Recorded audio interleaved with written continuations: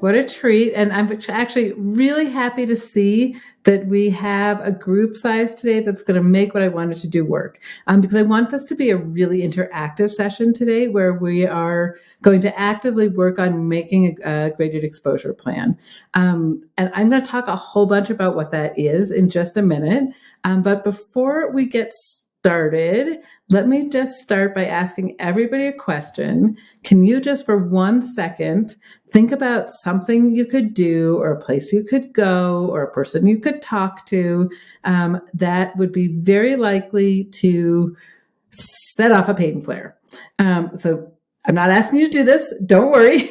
But for just a second, you can jot it on your piece of paper, or actually even better, if you want to just jot it in the chat window, we can kind of get some examples rolling. So something you could do or be exposed to or talk to or see that for you is very much associated with increasing in pain sensations.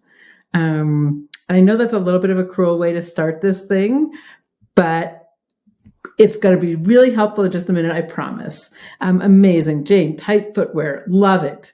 What other things for folks? Let's see if we can get a couple more people. Really helpful if people can give us some examples right now of things or situations that you stay away from because they're likely to be uncomfortable for you or increase your discomfort or trigger a flare or a migraine, etc. Talking to your mom, Jules, I love that example. Great. Can we get one or two more? Again, the kinds of triggers, everybody has their own. Oh, well, it seems like it's Mother Day here. Great, JL, talking to your parents. Great. Situation that for them is associated with, I definitely don't want to do that. Putting the back of the head on a pillow. Tony, love that. Riding the subway is another one for Jules. Fabulous.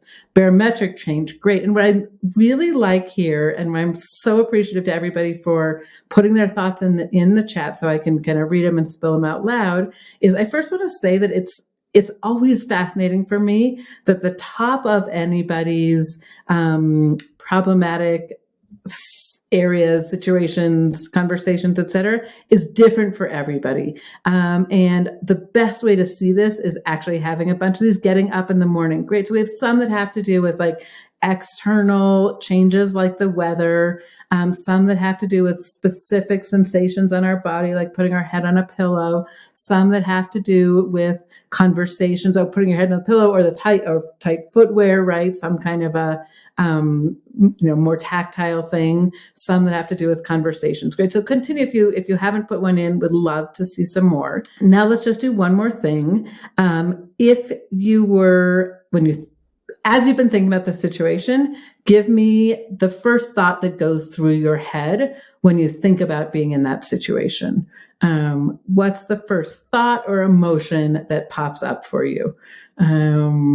And let's see if we can get a list of those going. I can't breathe, panic. I'm super scared. Amazing. Fear, Jane, amazing. What else is going to come up for people when you think about those situations? First thought or emotion that comes up. Bad day. This is bad. This is not good. This is dangerous. I'm super tense. I got into that like fight or flight. Like my body is holding all that tension to hold it. Great. Another day of this. Amazing, amazing. Anxiety. Great. Any other things that kind of pop up for people, even when I'm just asking them to asking all of you. And again, thank you so much for being so participatory here. When you even just think about that situation that for you is associated with upping the sensations. Great. Is this really worth it? This is dangerous. I'm not sure that what I'm going to get out of it is worth it. Dread. Jane nailed it right there. So what's really interesting to me is while all of our situations were so different, the basic flavor of thoughts and feelings that come with that are pretty consistent. Basically, everybody here is describing something that is some flavor of fear, danger, anxiety. And so the reason I'm pointing that out is I'm going to now do a little backtrack. And again, feel free to keep adding stuff in the chat if you're deciding you want to, pop in as we're having the conversation here. But let me just backtrack for a minute and talk a little bit about what we know about pain.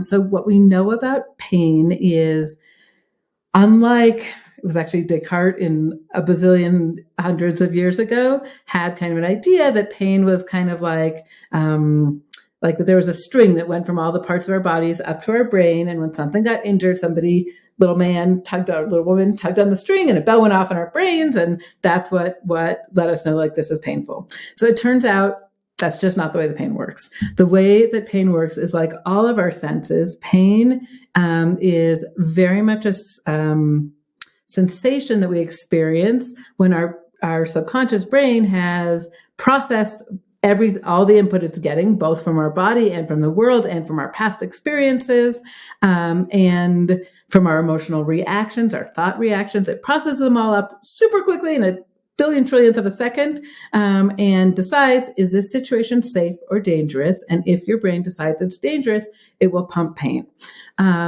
So the reason I'm giving that background is I now want to come back to how interesting it is that all of us, in some way or flavor, when we thought about a place that was associated with high pain, we also had a thought that went with danger, unsafe, anxiety. I need to protect myself. And so that's great, because that means our brains are doing what they should be doing, right? They're taking situations that we associate with danger, and it is saying, oh, that's a situation where we need more pain. Now, the problem is, in the case of chronic pain, what has happened in almost every situation, I don't want to say 100,000%, but for the vast majority of chronic pain experiences, what's happened is that the level of pain we're experiencing in these feared situations, I'll just say situations kind of broadly, is that the volume knob has gotten turned up a little, or way up. And so we are experiencing a lot more sensation in our body than the typical person would experience in that situation. And it's not just because there's damage to our body. In fact, again, in the vast majority of chronic pain cases, there's very little to no damage in the body. It's just that we've made this association. All right, so all of this goes back to why graded exposure is such an important skill for turning pain down. Graded exposure basically is a technique for ooching our way in a very step-by-step, safe, incremental way to making it so that those situations that right now have so much fear associated with them, that we can step into them with little to no fear. And over time, as the brain learns more and more and more situations that it thought were scary actually are safe, and we do this by doing and practicing, because that, I'm pointing down here, it's like our kind of autonomic subconscious parts of our brain that are making these decisions. That part of our brain learns best by doing and repetition, as opposed to by kind of cognitive understanding. Okay, so what we do with graded exposure is absolutely, for sure, not hop into doing the most difficult thing first. What we actually do is a whole bunch of pre-work. And what that pre-work involves is making ourselves, to begin with, kind of a big, long list, 5 things, 10 things, 30 things, that we kind of stack in order of how fearful are we of them, and how much are they related to increased pain intensity. So let's try for just a minute. We're not going to make the whole list today, but just for practice. So everybody probably has an idea of what stacks at the very top of their list right now. Let's see if we can come up with some ideas that kind of are in the middle of your list. So again, you can put them in the chat. You can write them on your paper, but it would be amazing if you put them in the chat, because we'll just get a flavor for them. Things that kind of you're like, yeah, that could be a problem, but it's not like the worst thing ever if I did it. Is there a food, a situation, a person, an action, a movement of your body? What is something that would be kind of in the middle for you of a big, long list of things that you're fearful of, because you associate them with pain. Great. Loading the laundry or little daily chores that can sometimes, it sounds like for jail, trigger a headache. Amazing, amazing. Great example. Love if a couple more people want to stick some things in for them. Great. Riding my bike for more than 15 minutes. Nicole, I love this one. Often these middle ones have a quality of like, I can do it a little bit, but then there's some magic line that if I go across that magic line, then I'm going to have the pain. And actually, while I'm waiting for people to put some more in, I'll just tell Nicole a fun story about this kind of magical moment. So one of my children, and one of the reasons I got so passionate about this, is very somatic, and is very somatic, meaning he experiences a lot in his body. And very much prone to pain sensations. And he called me the other day saying, Mom, I have pain in my knee now every time I run more than 1.2 kilometers. And I was like, 1.2 kilometers, like, what is it about 1.2 kilometers? And how do you even know 1.2 kilometers? He says, well, when I go out on a run, I watch my fancy Garmin watch, and I can just see like 1.1 kilometers, I'm fine. And then I watch it hit 1.2, and all of a sudden my knee starts hurting. So I said, go out without your watch for a day, go for a run, put it in your back pocket. When you're done with your run, go somewhere you're not familiar with, so you don't know the distance. Come back and tell me when the pain started. And the next day he came back and he was like, Mom, it's so weird. I ran 5 kilometers without any pain. And I was like, yeah, it's because you've associated the trigger of pain being at 1.2 kilometers.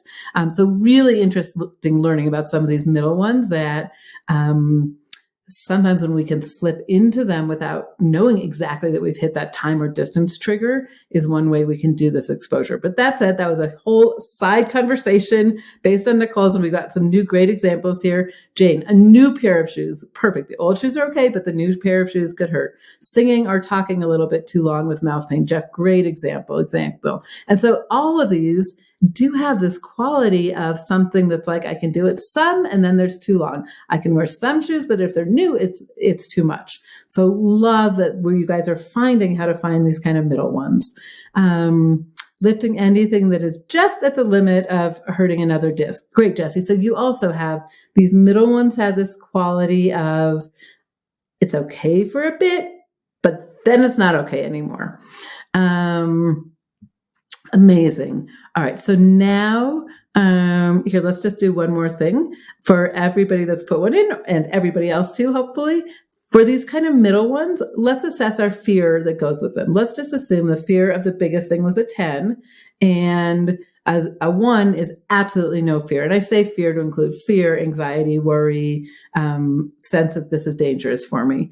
So if 10 is the top of your hierarchy, the first things we talk about, and a 0 is something that is completely safe, soothing, no pain associated with all, what number would you give to these kind of middle ones we're coming up with?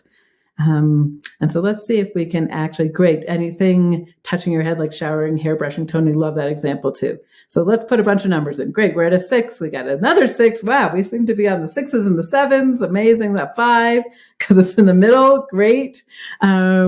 Amazing. Another 5, another 6. So the reason I asked the scaling question is this is how we start to build our hierarchy. What we want to do is we want to start to a 3. Great, Jane. So you've picked one that's kind of a little bit lower on your hierarchy. What we want to start to do is start to build out a ladder that kind of feels like it has relatively kind of ish even steps on it. So maybe there's like a 0, a 2, a 4, a 7, an 8, and a 10.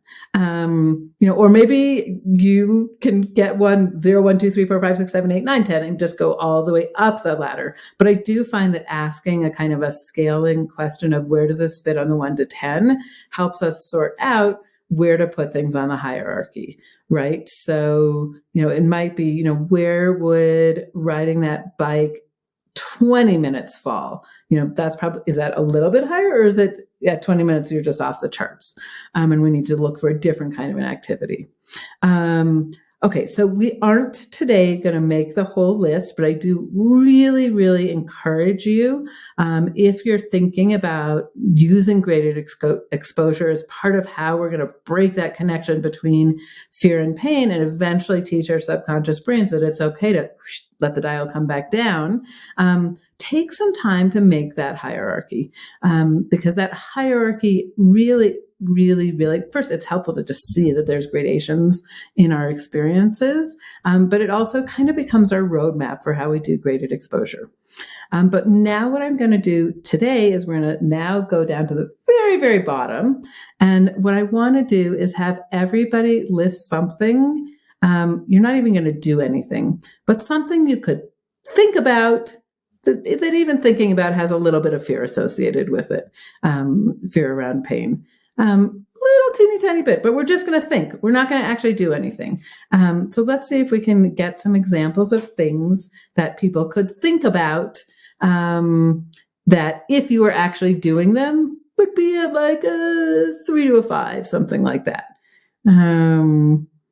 Amazing. And one number I see, it does depend on there's no question, Jules. You're absolutely right that these hierarchies are fluid. So this is a list work in progress that you're going to evolve over time and learn about, no question.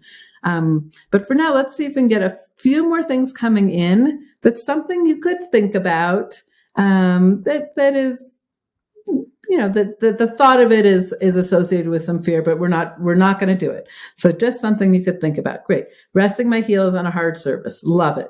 Putting on your socks in the morning. Jesse, that is my husband's feared thing about his back. Something about socks. Great. Let's see if we can have a few more examples. And mostly what I want to know is that everybody is coming up with an example, because we're going to need to that example to do the exercise we're going to do together in just a second. Great, Teresa, anticipating something you don't like. Amazing. And even can you think about one specific thing you don't like, that anticipating it gives the yucks. Something maybe specific coming up in your life. So we can have like a real concrete image. Walking downstairs. These are great. These ones that are super like concrete and visualizable are going to work best for what we're going to do next. So if anybody else wants to add one in, or if anybody's having a hard time coming up with one, just type a note in that's like help, and I'll see if I can get some more help coming up with something. Weeding, love it. That is a great one. Great. Really clear thing that we can picture yourself doing, or a situation you can picture yourself in very clearly. That's just what we want for these. So I'm going to assume, great, leaning back on the couch. Tony, love it. Don't lean back right now, but it's a perfect example.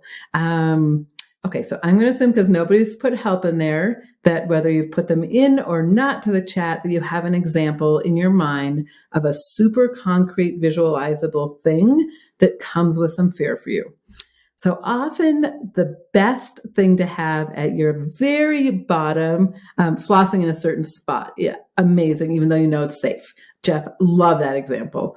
Okay, so for most of us, the best way to start doing graded exposure is actually not by doing anything, but it's just by doing exposure all in our imagination. It's called Imaginal exposure, and we're going to do it together for a couple minutes here. So what I want everybody to do, and for this one, if you can close your eyes, it tends to work better. If closing your eyes is too intense for you, that's fine. Do it with your eyes open. But for just a minute, so you can take a deep breath if you like, you can not if you don't like. I like clearing my head a little bit that way. And what we're just going to do is just for 1 second, give yourself a number on the pain scale, 0 to 10. Where would you say your discomfort is right now?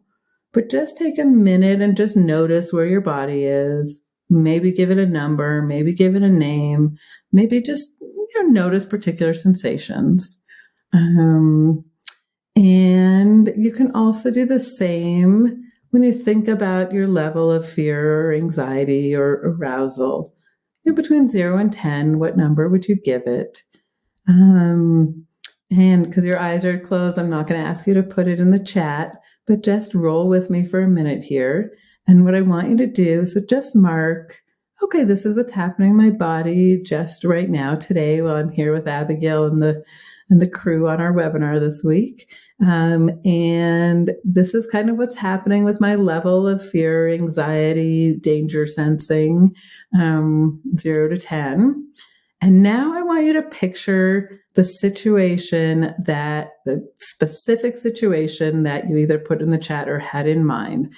So Jane, for you, is resting your heels on a hard surface. For Jessie, putting your socks on in the morning, walking downstairs, weeding, leaning back on the couch, flossing. Those are amazing ones. And so just let yourself, like you're watching a movie, in as much detail as you can, picture yourself doing that activity. Now, of course, we're not actually doing it, so it's completely safe. But do picture yourself doing it and let yourself play that reel. Play it once, maybe play it one more time. And as you're playing it, kind of notice what starts to happen in your body. It's for many people, but again, there's no right and wrong in this. But it may be that you start to notice some changes in the sensations in your body just while you're picturing that activity. And so let yourself notice those. And you're fine, you're safe while we're doing this or while we're imagining this. It's just imagination. There's no way you could be possibly hurting anything. But let yourself settle into picturing that and watching what happens in your body. And maybe giving another number rating to the intensity of sensations in your body. And then also watch what's happening in terms of fear or anxiety or worry or a sense that this is dangerous. Maybe even there, give yourself another number rating. Where is that number when you're just picturing this activity? And for most people, picturing the activity is going to creep up the sense of fear or anxiety. And so now let's just take a minute, and I love to just put my hand on my heart. I find that to be incredibly soothing. But just take a breath and remind yourself, I'm just picturing this activity. What I'm doing now is totally safe. My body is safe. There is nothing going on right now that's dangerous. It is really, really good for me. It's good for teaching my brain in a very safe way to let myself look at this situation and remind my brain that it's okay to do that it's safe, that I can take another deep breath and have my hand on my heart and let all of the tension that's creeping in just float out on that breath.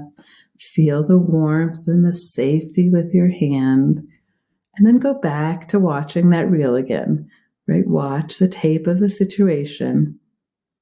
Watch yourself doing the thing that you were concerned about doing.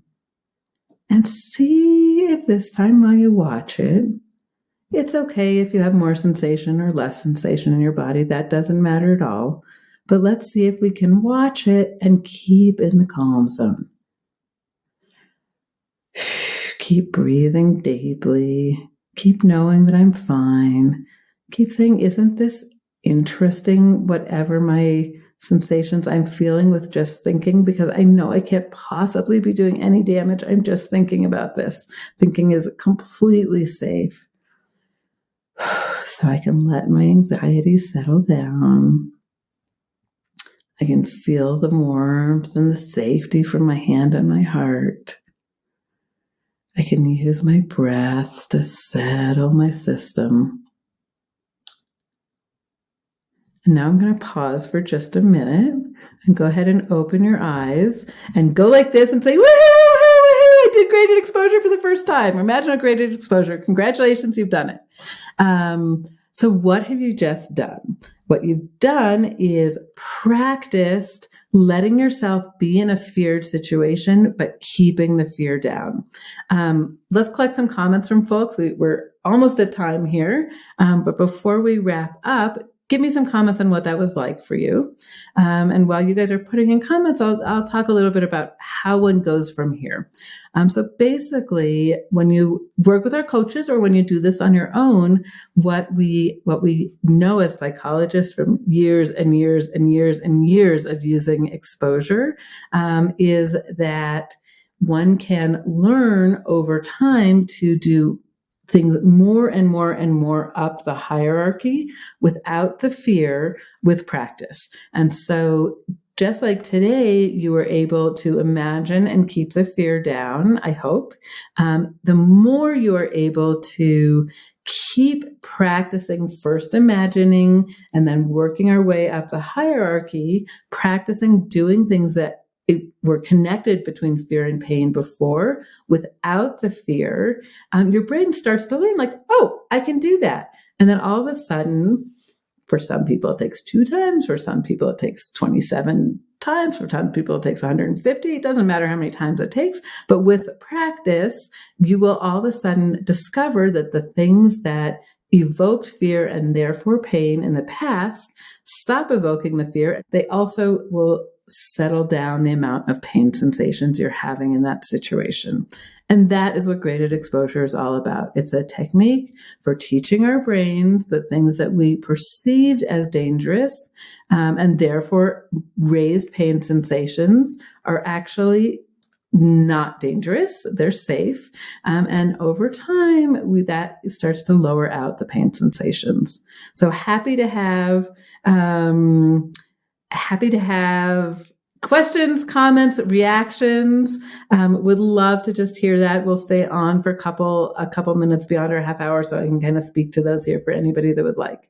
The doctor is an Israeli or Hebrew speaker. The doctor went on sabbatical 8 years ago, meeting the doctor, went on sabbatical 8 years ago from America to Israel with her children who did not want to go on sabbatical. Those very same children said they were not leaving Israel 8 months later. And so generally my family lives in Israel, although as you can see right now, I'm here in Colorado enjoying a bunch of time back in the States.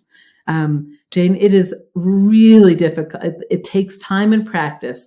And if you saw some anxiety and some tension come up, that's amazing. First, because if the tension comes up, it means this pain is primary, because pain that was purely structural won't increase just by thinking about it. But this is why we practice. So amazing, amazing, amazing. You had a first dose of it today. And again, whether it's with one of our coaches at Lynn, and Hunter put the link in for how to set up an intake if you want to learn more about that, or whether it is by yourself or with a trusted friend or a therapist. Amazing that you're seeing the beginning of this. Yeah, Jules, I'm just triple cheering. It is incredible, isn't it? How just picturing this thing can turn on the pain. And that's because the pain is not just about what's happening in our body. The pain is about our brain's decision, and the brain is having all of that input about decision making just from thinking about it. So it's like, oh yeah, Jules is even thinking, intensity up. But that also means that the brain can learn to turn the intensity down. And so all of these techniques, Jules, I don't know if it's today or down the road, but they're going to work for lowering the intensity if they can raise the intensity. So amazing. The next step after mastering this step is you go step by step by step by step along the hierarchy in the same way. So we start to do more and more scary things to visualize, and then we start actually doing the things in the real world, always with keeping that pain signaling or that fear signaling down and letting the pain, the brain learn a new lesson about, does it need pain in this situation? CRPS and a 9-year-old nurse. So CRPS, not the most common pain syndrome out there, but definitely common for many, many, many CRPS presentations.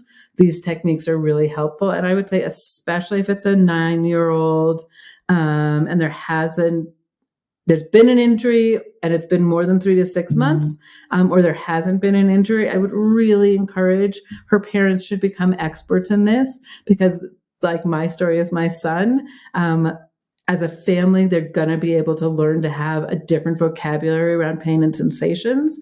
That I really hope for her someday she's going to come around and say what my son says, which is like, Mom, my pain is my superpower. It lets me know when something is awry in my life early, but I also know, like you heard in the story about the jogging, I have a whole ton of tricks for how to settle it out and not let me keep from doing all the things I love in my life, and frankly, not be living my life with discomfort. Yes, tense, anxious, limited breathing. So JL, if it's being hard to relax, having another person is really helpful, and having another person who you're, live on a camera with so that they can see the tension and help you settle your body back down. The external of a different person is really, really helpful. It's not that you're bad at this. It's just that way for everybody. That's why people have a meditation teacher. It's why people have a guide, etc. Jeff, EMDR is amazing for helping to break that connection and lowering the fear. Very, very closely related. And I super encouraging of having that as another trick in the basket, for sure. But if you're doing EMDR, saying like, I need to lower the pain, it's going to have the same kind of, or often will have the same kind of paradoxical thing as like if we do somatic tracking, or even here, you notice I was never telling you to do anything with the pain, because the subconscious brain hears that pressure to lower the pain as fearful, and so it'll often rebel and not lower the pain. So you want to do it to lower the fear of those situations, and EMDR is a great tool for lowering fear of any kind of situation, one that comes with pain, one that comes with panic, one that comes with emotional distress. She struggled for 9 years. She's 26. Then for sure, fear everything I'm saying. She can do it on her own. Still fun for everybody else in people's lives to learn. Tapping EFT, Teresa, just the same thing. Actually, one of these weeks, we're going to do some tapping here. It's another way of using, motion, sensations, meridians, whatever you want to call it, but of helping us to keep the fear down and letting us settle in and settle into this wonderful brain in our heads, a different relationship to pain. Yes, Jesse, you've got it. That's pain triggers anxiety. Anxiety triggers pain, a vicious cycle. But the good news is it's also a virtuous cycle, because when we can say pain triggers indifference and curiosity and just like, okay, I'm safe, then that triggers less pain, which triggers less more indifference and curiosity. And so that circle works to our detriment when pain is becoming chronic, but to our benefit when we're doing a pain reprocessing and recovery approach. I'm so appreciative for all of your guys' participation. I really hope that this left people with some new things to think about how we can lean into doing things that were pain associated with us as part of a pain recovery process, as part of this process of retraining our brain that it's okay to turn the signal down on pain. And Hunter's put the link up again for a consultation. If you're already a Lynn member, incredible. If you're not and you want to just learn more about this, if you want to have a conversation about could these approaches really help me, our Hunter and the rest of our intake team are incredible at helping people think through, could this be the right thing for them?